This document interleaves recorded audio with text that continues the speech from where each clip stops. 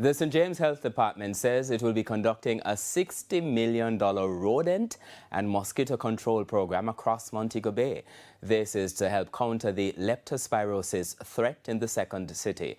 The program will also coincide with ongoing restoration work in St. James in the aftermath of Hurricane Melissa. Antonia Atkinson has details.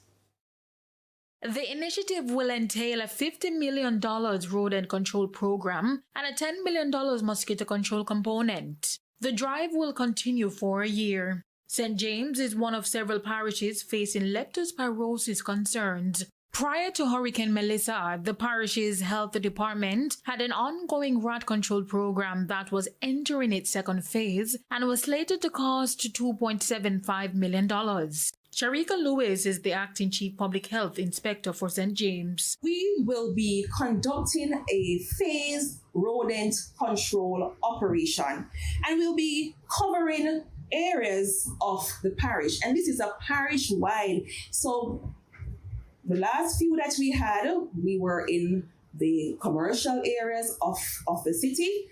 We are taking it all over the parish. So we'll be in the main commercial district of the city as well as high-risk communities. Our situation here in St. James is that we have a Brato index of 67.9.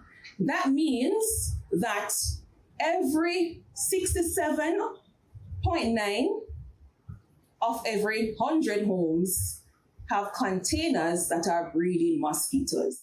And Ms. Lewis explained why an integrated approach is needed for both rodent and mosquito control. We are aware from our scientific knowledge of vectors, mosquitoes and rodents in particular, that they thrive in insanitary conditions, accumulation of debris, poor sanitation practices. That is where you will find them. So when you think about the amount of garbage that is piled up on the road, and especially in our township, the business or the commercial township, where we have a majority of our food handling establishments, that is a huge issue for us and a huge concern for us in public health. Antonia Atkinson, TVJ News.